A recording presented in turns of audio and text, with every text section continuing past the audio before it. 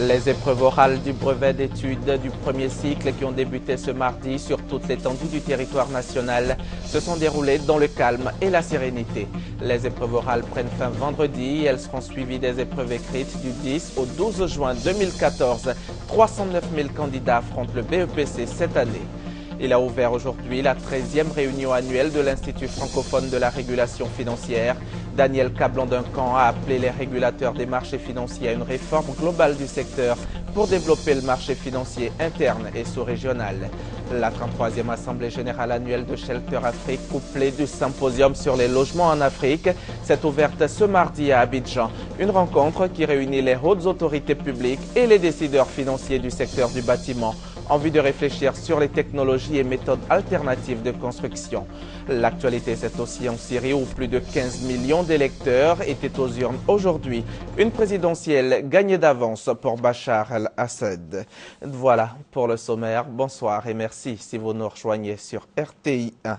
Le Premier ministre Daniel Cablan-Duncan a appelé aujourd'hui les régulateurs des marchés financiers à une réforme globale du secteur, une réforme pour développer le marché financier interne et sous-régional. C'était à l'ouverture de la 13e réunion annuelle de l'Institut francophone de la régulation financière qui prend fin demain mercredi. Le chef du gouvernement a également souligné la pertinence des thèmes de ces assises qu'il juge en parfaite adéquation avec le contexte actuel. Alexis Ouedraogo. La bonne santé des marchés financiers impacte solidement les réalités sociales, lutte contre le chômage, développement d'infrastructures. En se réunissant à Abidjan ce mardi et ce pour 48 heures, l'Institut francophone de régulation financière IFRIFI entend promouvoir la coordination entre les États membres, renforcer leurs capacités et tirer les leçons de la crise financière dans le monde. La première tâche est de renforcer la sécurité, la stabilité de nos systèmes financiers. Deuxième tâche qui nous est assignée aujourd'hui à nous tous, dans toutes nos juridictions, quel que soit le degré de développement des pays que nous représentons aujourd'hui, veiller à la transparence de l'information financière. La finance doit contribuer à lutter contre le chômage dans toutes nos économies. Le chef du gouvernement qui a ouvert les travaux a insisté sur la nécessité de renforcer la synergie entre les États membres en vue de l'essor du marché sous-régional. Les responsables politiques, économiques et financiers mondiaux sont unanimes sur la nécessité du renforcement de la régulation des marchés. Réguler ensemble au niveau national et international devient la seule façon possible de superviser efficacement le système financier en raison de la forte interconnexion entre ces composantes que sont le système bancaire, les assurances et les marchés financiers. La rencontre entend, outre mesure, rétablir la confiance entre les différents acteurs. Elle refermera ses portes demain.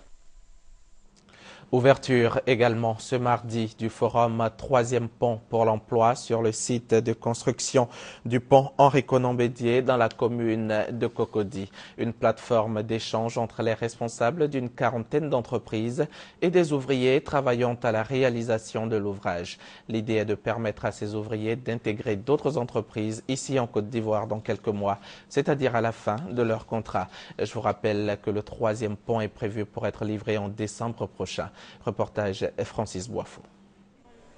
Une quarantaine d'entreprises à la recherche de main-d'œuvre qualifiée au forum 3e pont pour l'emploi. L'organisateur de ce forum est le maître d'œuvre du projet de construction du 3e pont Henri-Konan Bédier. Ce forum est organisé à l'intention des 800 collaborateurs présents sur le chantier. Ça va de l'ouvrier jusqu'au conducteur de travaux en passant par les ingénieurs et l'ensemble des personnels administratifs. Il est notre responsabilité, notre devoir d'accompagner l'ensemble des collaborateurs qui ont été présents sur le chantier pour les aider à construire leur avenir. L'organisation de ces rencontres entre les futurs demandeurs d'emploi et opérateurs économiques bénéficie du soutien du gouvernement. C'est surtout un signal pour de nombreuses entreprises qui font également des chantiers similaires pour leur dire voilà la voie. Vous avez la possibilité d'accompagner ce personnel qui a travaillé sur votre chantier et ainsi permettre d'accroître les chances de ces personnes-là de trouver des emplois. C'est la première fois qu'on voit des entreprises venir sur le marché de la main-d'œuvre qualifiée. La Côte d'Ivoire, c'est 12 futurs ponts qui sont sur le pipe. Maintenant, il faut trouver les bonnes personnes pour aller faire le bon travail. Trouver du personnel qualifié pour d'autres projets, les entreprises disposent de 3 jours, le temps que va durer le forum 3e pont pour l'emploi. En attendant, Les ouvriers restent à la tâche. La livraison du troisième pont Henri Konan Bédié est prévue pour décembre prochain.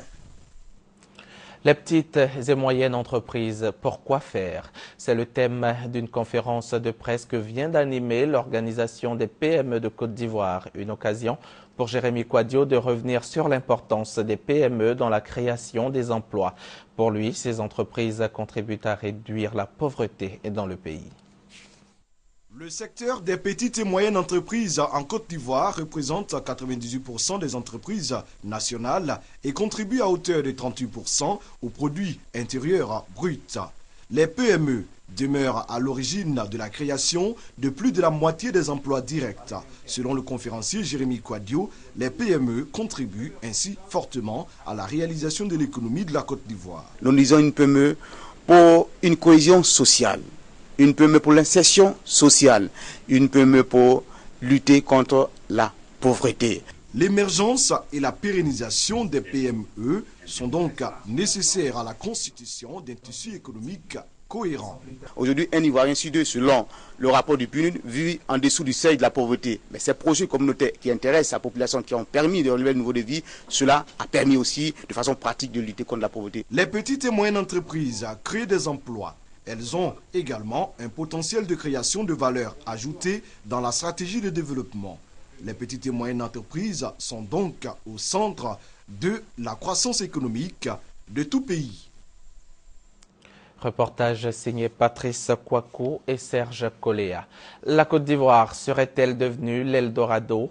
Le maire de la ville de Viseu au Portugal, à la tête d'une forte délégation de chefs d'entreprise portugais, effectue depuis hier une visite de prospection économique dans le district d'Abidjan. Antonio Joaquim Almeida Henriquez a été reçu en audience aujourd'hui par le ministre d'État, ministre de l'Intérieur et de la Sécurité, Ahmed Bakayoko. Les deux hommes ont parlé de grands projets économiques dans le district d'Abidjan. On prépare à cette rencontre le gouverneur du district d'Abidjan ainsi que plusieurs maires. Après ces échanges, la délégation portugaise s'est rendue à l'hôtel du district d'Abidjan. Le maire de Viseu, Antoine Joaquim Almeida Henriquez et Robert Begré-Mombé ont eu une séance de travail avec les autorités et plusieurs opérateurs économiques ivoiriens. Les grands projets de la capitale économique toujours au menu. Le maire de Viseu, ville industrielle portugaise, Antonio Joaquim Almeida Henriquez et une délégation d'hommes d'affaires séjournent à Abidjan dans le cadre d'une mission de prospection économique. La délégation portugaise s'est entretenue avec le gouverneur Robert Begré-Mombé et les opérateurs économiques ivoiriens sur les grands projets du district d'Abidjan. Entre autres, les feux lumineux sur les routes, l'unité de production de Songok Assemblée et le don d'hydraulique villageoise de Aoué dans la commune d'Aniaman. La confiance des opérateurs en notre pays est en marche et que la coopération entre Viseu et Abidjan est en marche, de même que la coopération en matière d'affaires entre le Portugal et la Côte d'Ivoire est en marche. Je pense que la vie de Viseu et la vie d'Abidjan sont déjà jumelées. À ce moment, je pense que les contrats que nous avons signés entre les entreprises portugaises et les entreprises d'ici sont plus que 100 millions d'euros. Je pense que c'est un chiffre très important. Le maire de Viseu s'engage à être le partenaire privilégié du district d'Abidjan en Europe.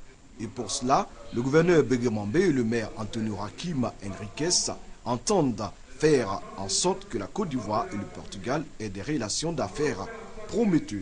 L'hôte du gouverneur du district d'Abidjan, Begré-Mombé, a été fait chef selon la tradition à Thié et à Tian avec pour nom Abro Guayapi. Voilà qui met fin au chapitre économie de ce journal. Des experts venus d'Europe et d'Afrique réfléchissent depuis ce matin aux enjeux géopolitiques et stratégiques en Afrique de l'Ouest. C'est à la faveur d'un séminaire initié par le ministère d'État, ministère des Affaires étrangères. Les principales questions développées sont celles de sécurité transfrontalière et l'actualité géopolitique et stratégique. Ils sont réunis, les diplomates et les agents de l'État intéressés par les questions de sécurité transfrontalière et par l'actualité géopolitique et stratégique. Un séminaire de renforcement des capacités pour permettre aux participants de mieux comprendre les enjeux géopolitiques et stratégiques actuels de l'Afrique de l'Ouest, leur donner les moyens de mieux appréhender les questions de rivalité des puissances des pays de la sous-région et du Sahel et développer la complémentarité entre la géostratégie et la diplomatie. Vous avez été tous témoins des conflits que nous vivons aujourd'hui, notamment au Sahel et au Mali, qui est un pays voisin, d'où la sensibilisation et la formation de nos agents, notamment des diplomates, à la compréhension de la géopolitique, qui est une notion nouvelle dans la diplomatie ivoirienne. Pour atteindre les résultats souhaités, le ministère d'État, ministère des Affaires étrangères, a mis toutes les chances de son côté. Les experts viennent d'Europe et de partout en Afrique. Le module de renforcement des capacités a un objectif simple. Il s'agit tout simplement de donner aux uns aux autres des éléments leur permettant de faire ce que nous appelons la prospective stratégique, c'est-à-dire en quelque sorte la veille qui permet d'éviter que les conflits ne débouche sur des guerres. Enjeux géopolitiques et stratégiques en Afrique de l'Ouest, le thème est d'intérêt dans une Afrique de l'Ouest en proie à de profondes mutations et à de nouvelles menaces sécuritaires. Quelle solution durable pour régler la question du déficit en logement en Afrique? Cette question était au cœur de la 33e Assemblée générale de Shelter Afrique, l'institution africaine de financement de l'habitat. La rencontre réunit plusieurs décideurs financiers et professionnels du logement. Les précisions de Brouléan. Quelle solution durable pour alléger le déficit de logement en Afrique? La question est au centre des réflexions de la 33e Assemblée annuelle de Shelter Afrique, l'institution panafricaine de financement et de promotion de l'habitat. En 4 jours à compter de ce mardi, les 44 États membres et leurs partenaires d'Europe et d'Amérique vont travailler à trouver les technologies et méthodes alternatives de construction pour juguler la crise du logement. Et la Côte d'Ivoire a le soutien de Shelter Afrique. Sur les 46 promoteurs immobiliers déjà retenus, Shelter Afrique finance 3. Et nous allons effectivement déployer encore plus de ressources au profit de la Côte d'Ivoire. Il me semble important d'avoir un rythme à peu près de 10 milliards par an sur la Côte d'Ivoire parce que le pays a suffisamment de capacité et de ressources pour pouvoir absorber un tel montant. Cette promesse d'appui résulte du succès inspiré par la politique nationale du logement impulsée par le président Alassane Ouattara. Une politique dont les acquis ont été soulignés par le Premier ministre Daniel Kablan-Duncan et le ministre en charge de la construction Mamadou Sanogo.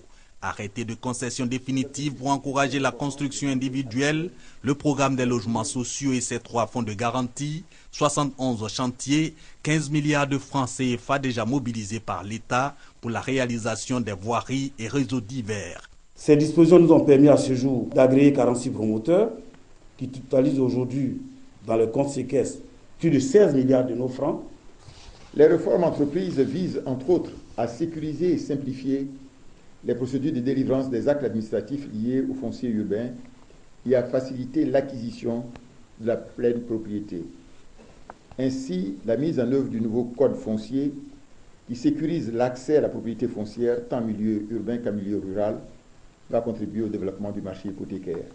Ces performances sont en partie à l'origine du choix de la Côte d'Ivoire, 2 ans après son adhésion à Shelter Afrique, pour abriter cette 33e assemblée annuelle de l'institution. L'expérience ivoirienne du logement sera donc partagée. Les épreuves orales du BEPC ont démarré ce mardi sur l'ensemble du territoire national. Ils sont au total 309 000 candidats qui vont affronter 3 jours durant l'épreuve orale d'anglais. L'air préoccupé, ces élèves attendent à leur tour de passage des candidats à l'épreuve orale du BEPC qui affrontent ce matin l'exercice quelque peu redouté de l'oral d'anglais. Boti Ange, jeune candidat, est en pleine séance. Fin de l'épreuve au bout de quelques minutes, bilan mitigé pour Boti Ange. Le professeur m'a demandé de lui parler de l'importance de l'école. Avec l'école, qu'est-ce qu'on peut faire dans l'avenir? Est-ce qu'on peut devenir? Il n'y a pas bossé ça, mais quand même, je me suis débrouillé un peu. Dans ce centre, dans la commune de Cocody, Le président du jury note quelques satisfactions. L'exercice va se dérouler selon un programme précis. Nous avons fait des vacations pour que les enfants soient interrogés, mais ce n'est pas tout le monde qui est interrogé en ce moment.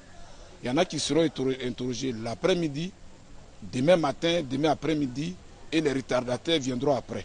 Ils sont 467 candidats dans ce centre. Certains s'exercent déjà à notre micro.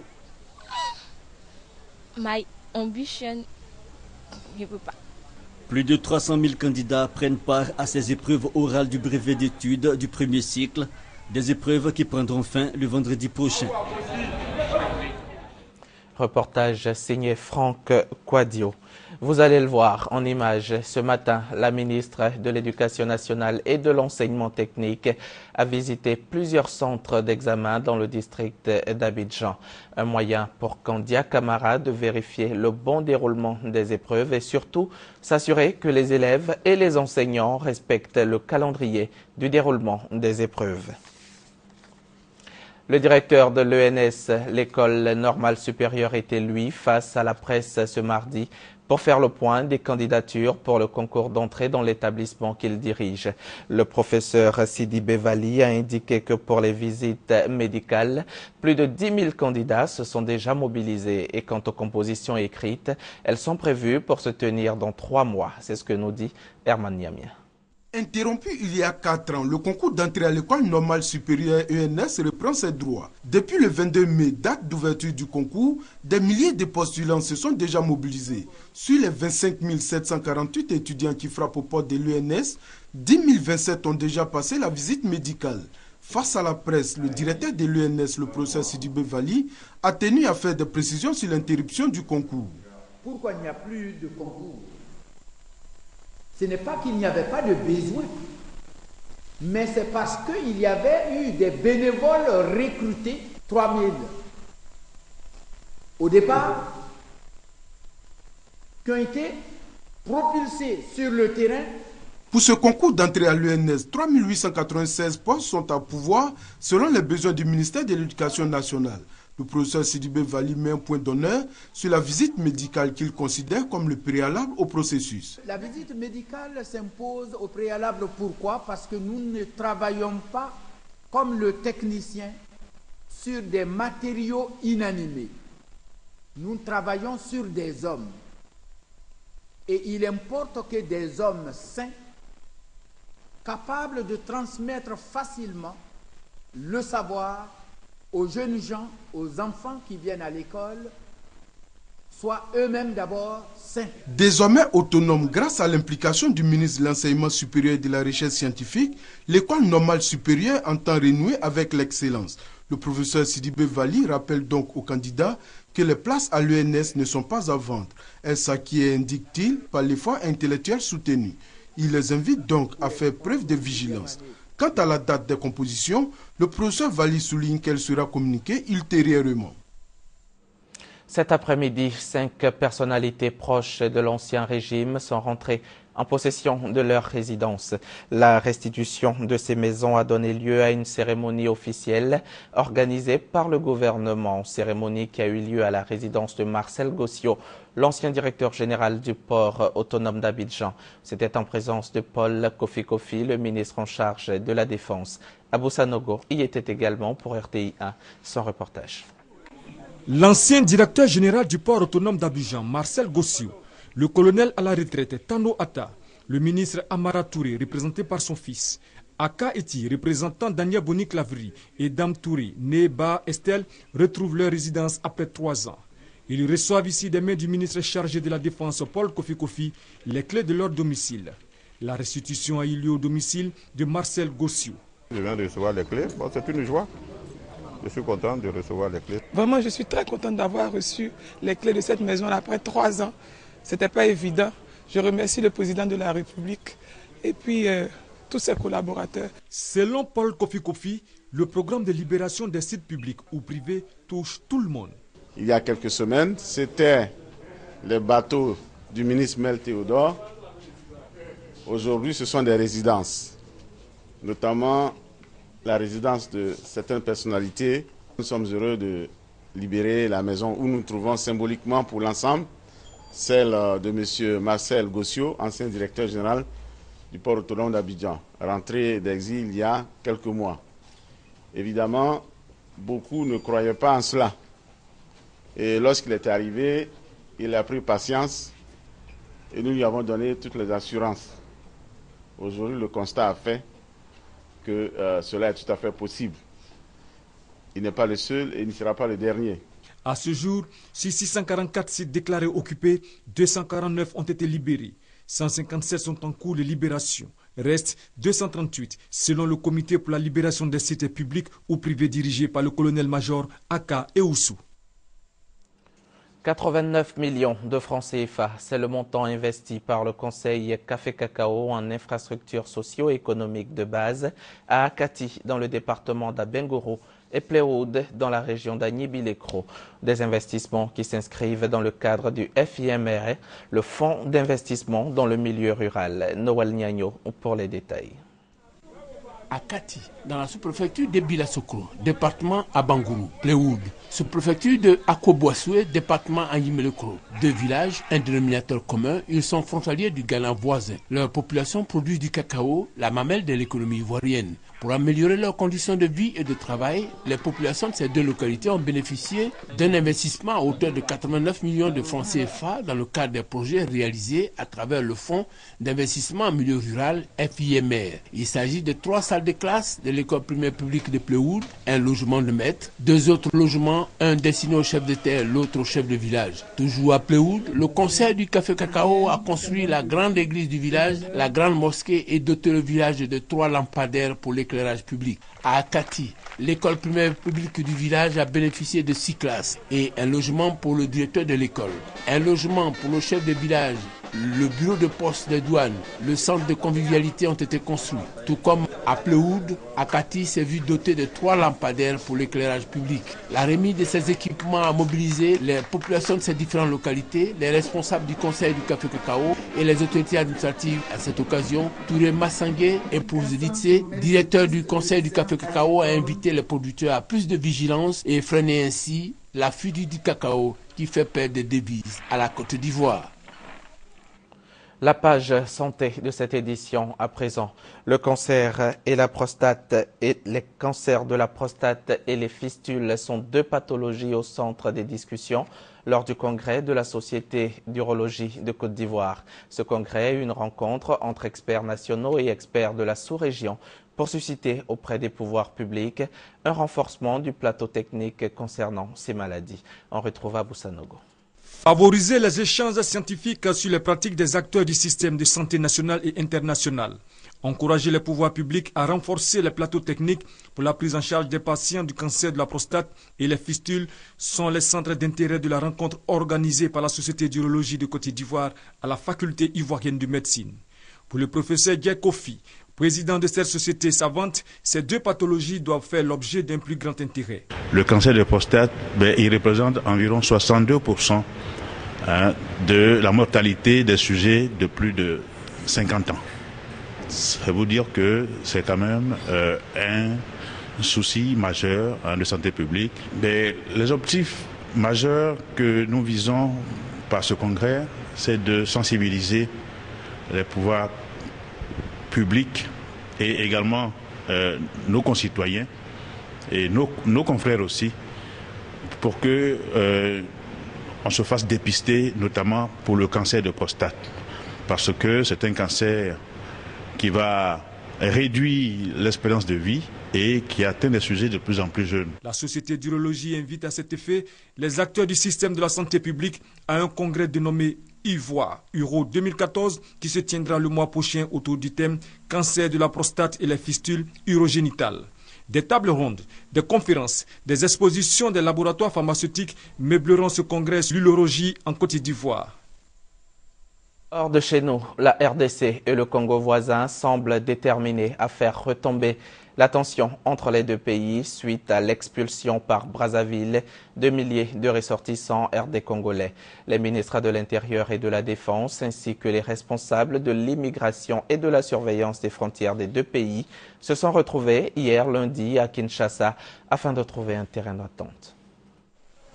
À Kinshasa, c'est le beach réservé aux officiels. Lundi, c'est ici que le ministre de l'Intérieur est venu attendre son homologue du Congo voisin. Le voici qui arrive à la tête d'une importante délégation pour 2 jours de discussion. Objectif, apaiser les tensions. Car après l'expulsion par Brazzaville de plus de 130 000 ressortissants de RDC, les relations entre les deux Congos sont au plus bas. Le gouvernement de la République démocratique du Congo est en droit de chercher à comprendre pourquoi le gouvernement de la République sœur du Congo a provoqué des mouvements si indélicats qui ont entraîné le retour de plus de 130 000 de ses ressortissants sans en avoir prévenu au préalable le pays d'accueil. Face à la salve de critiques, le représentant du Congo-Brazzaville se montre imperturbable. Simple opération anticriminalité, dit-il, elle ne concerne que quelques milliers de délinquants.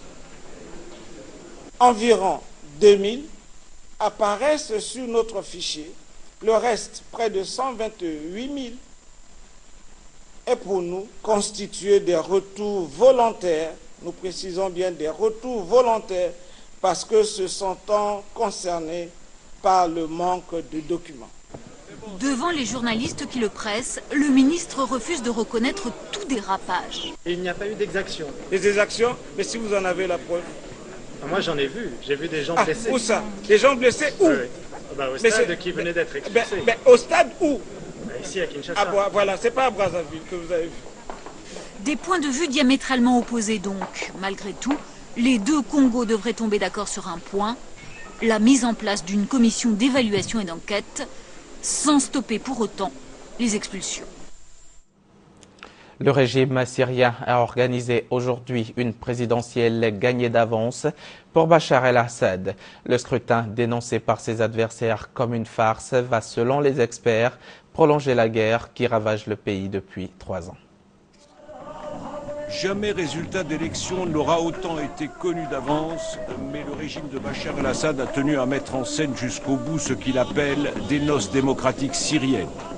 Scène de liesse dûment orchestrée, convocation des fonctionnaires et employés du service public à y participer sous peine de se voir licenciés, scène de vote tiré au cordeau avec volontaires pour signer de leur sang l'obédience au chef.